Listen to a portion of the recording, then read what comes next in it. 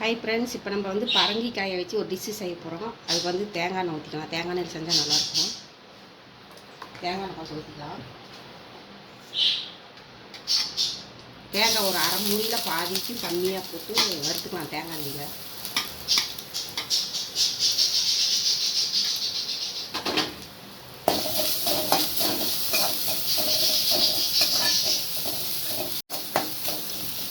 வறுத்துக்கலாம். கொஞ்சம் சேவப்பரை வறுத்துக்கலாம்.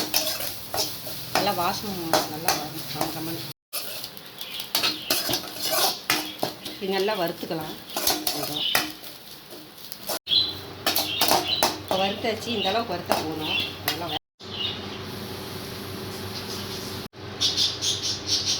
இப்போ தேங்காய் வறுத்து எடுத்தாச்சு. அதுலேயே தேங்காய் நம்ம கொஞ்சம் ஊற்றிக்கலாம். மாதிரி கொஞ்சம் கடுகு போட்டுக்கலாம். சீரகம் போட்டுக்கலாம். உளுத்தம்பருப்பு போட்டுக்கலாம்.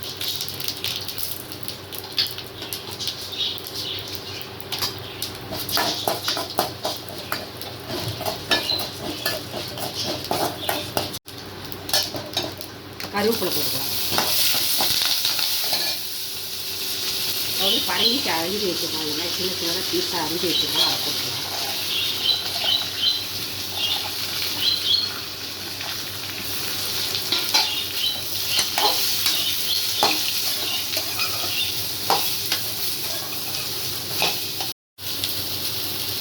கொஞ்சம் மஞ்சத்தூள் போட்டுக்கலாம்.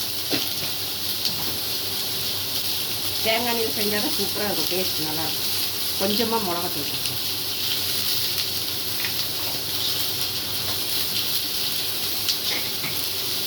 கொஞ்சம் உப்பு,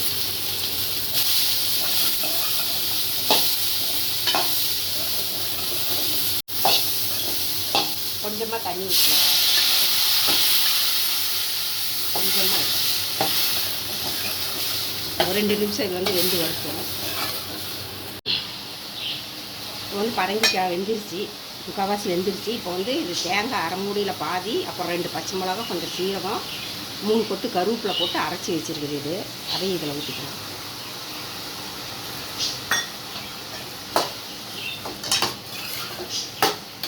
சாப்பாட்லேயும் போட்டு பண்ணி சாப்பிட்லாம். சப்பாத்தியில் கூட வச்சு சாப்பிட்லாம். சூப்பராக இருக்கும். இது 2 நிமிஷம் வதங்கட்டும். இப்போ பாருங்கள், அரைச்சி பச்சையாக ஊற்றினேன். பச்சை மிளகா தேங்காயெலாம் அரைச்சி ஊற்றுனது வந்து வதங்கிடுச்சு. இப்போ வந்து தேங்காய் வறுத்து வச்சு தேங்காயை போட்டு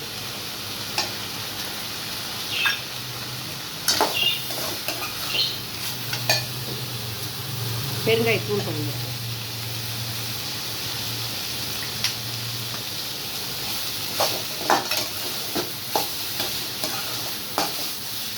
டேஸ்ட்டாக இருக்கும். இது சொன்னீங்கன்னா பரங்கிக்காய் எரிச்சேரி, டேஸ்ட்டான பரங்கிக்காய் எரிச்சேரி ரெடி ஆயிடுச்சு.